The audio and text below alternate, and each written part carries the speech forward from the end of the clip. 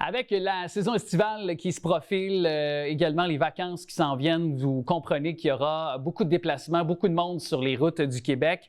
C'est pas seulement que durant la période des fêtes qu'il est appelé à faire de la prévention et c'est pourquoi d'ailleurs le pilote automobile et expert en sécurité routière Bertrand Godin se joint à cette campagne de l'action communautaire de la brasserie Labatt, donc qui s'engage et encourage finalement une consommation aussi responsable et sécuritaire pour le comportement sur les routes du Québec. Bertrand Godin, salut! Hey, salut!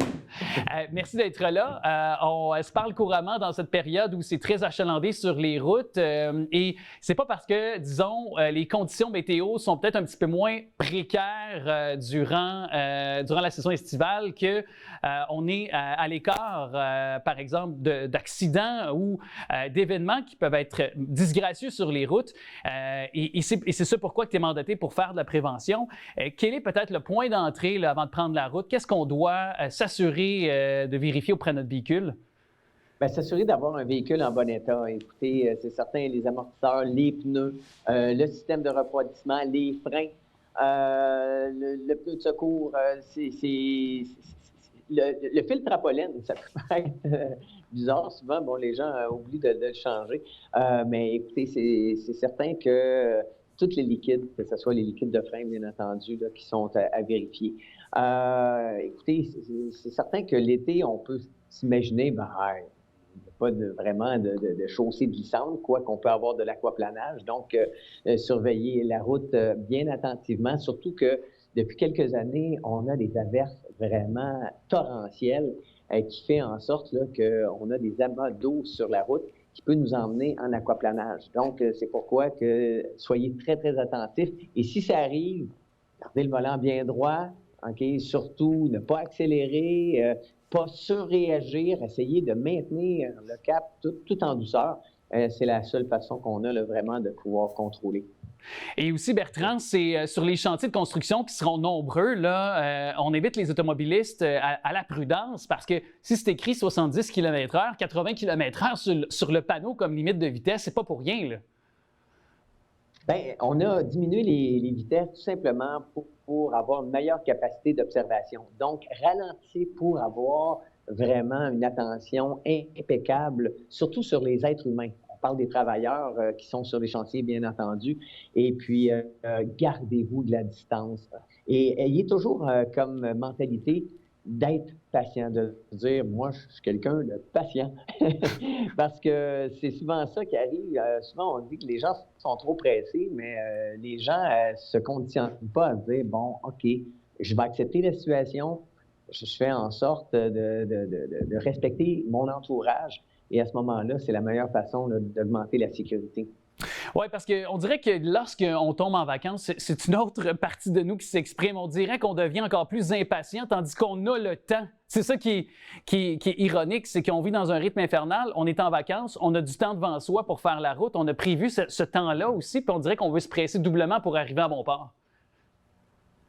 Oui, et ça, c'est un conditionnement psychologique, tout simplement, de dire, bon, OK, j'accepte la situation.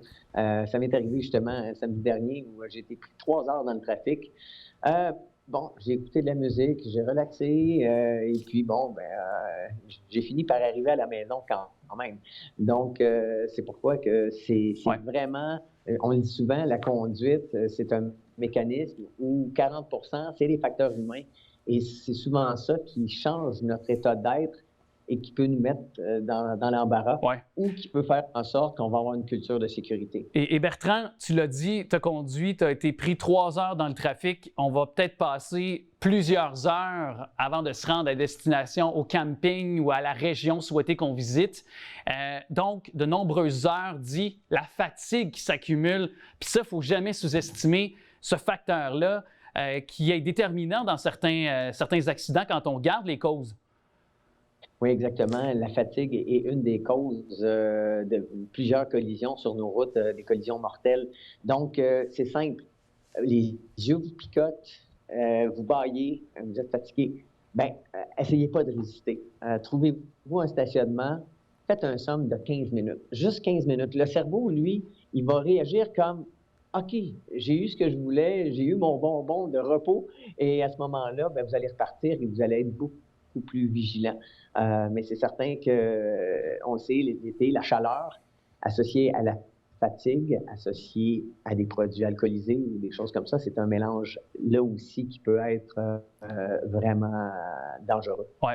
Hey, il y a quelque chose aussi que je voulais te parler, Bertrand, parce que souvent, on part à la plage, par exemple, et on ne va pas nécessairement mettre de souliers. On va se mettre déjà communément appelés les gogoons pour aller dans le sable, les deux pieds dans le sable. Mais c'est un danger, ces gogoons-là, quand tu y penses, me semble?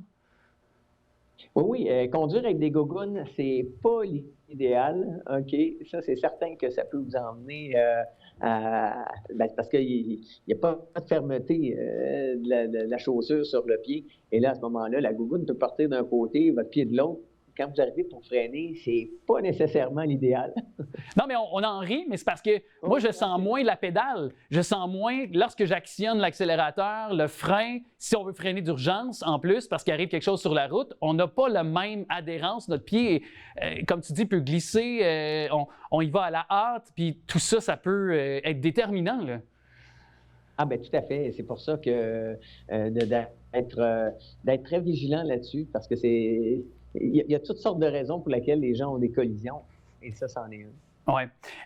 Sur le plan des lunettes solaires, parce que ça aussi, les lunettes de soleil, souvent, il va avec le pare-soleil, mais ça aussi, de bien choisir nos lunettes également, je pense que ça peut être aussi important de le faire là, pour ceux... Tous les ingrédients dont ceux-ci sont déterminants aussi. Oui, surtout quand le soleil commence soit le matin à monter, soit le soir à commencer à baisser. Là, on a le soleil carrément dans les yeux et ça, il faut être vraiment vigilant. C'est pour ça qu'une bonne paire de lunettes fumées, utiliser le pare-soleil. Aussi, une chose qui peut être très utile, parce qu'on le sait, la chaleur est quand même assez féroce, d'avoir un cache-pare-brise. Donc, c'est-à-dire que quand vous stationnez en voiture, vous mettez le cache-pare-brise et ça va faire en sorte de maintenir une température beaucoup plus froide de l'habitacle. Et ça va permettre un meilleur confort aussi.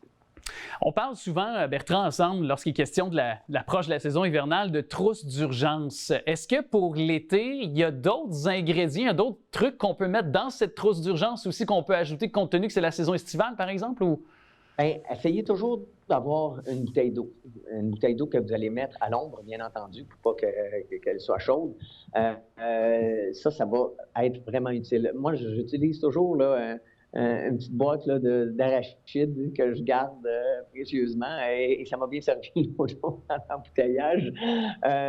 Donc, c'est certain, utilisez éclairante. Puis, de grâce, si vous avez une panne, essayez. Admettons que vous avez une crevaison ou quoi que ce soit. Bon, roulez doucement avec les feux d'urgence et allez vous stationner dans un endroit sécuritaire. On a vu quelques malheureux accidents où les gens essayaient de changer leurs pneus et se sont fait frapper. Donc, dégagez la route, prenez une sortie, rentrez dans un stationnement. C'est hyper important de le faire parce qu'il y a trop... C'est des accidents tellement faciles à éviter. Oui, puis on pourrait parler du brouillard, ça aussi, les phares anti-brouillard. N'hésitez pas à les allumer, allumer les feux clignotants, les 4 flashers qu'on appelle communément aussi s'il y a du brouillard, s'il y a de mauvaise température aussi, par exemple de la pluie qui est très dense, qui est torrentielle. Ça, c'est quelques-uns des moyens pour se faire voir également lorsqu'arrive ce genre de circonstances-là. Je pense que comme mot de la fin, on peut dire ça aussi, là. Oui, bien, tout à fait, parce que, bon, si vous savez que la météo, qu'il va y avoir des torrents d'eau qui vont tomber, allez vous stationner quelque part, attendez que l'averse puisse passer. Ça aussi, vous allez éviter bien les ennuis, parce que même si vous mettez vos clignotants et vos feux d'urgence, malheureusement, s'il n'y a pas de visibilité, les gens vont rester extrêmement surpris. En plus de ça, c'est souvent des conditions d'aquaplanage. Tu arrives pour freiner, bon, le système ABS va embarquer, mais vu qu'il n'y a pas ça dérange. La voiture va continuer à avancer. En tout cas, c'est toujours un plaisir de te parler, Bertrand. Merci beaucoup. Puis on invite les gens aussi à s'assurer d'avoir le téléphone bien chargé s'ils ont bel et bien, par exemple, ont besoin d'avoir des moyens d'urgence rapides pour justement contacter les différentes ressources qui sont à leur disposition pour pouvoir s'assurer d'être en sécurité. Puis chose certaine, je te souhaite aussi d'avoir des piles bien rechargées, de prendre de bonnes vacances et on se dit à très bientôt. Merci beaucoup, Bertrand. Merci. Bon été.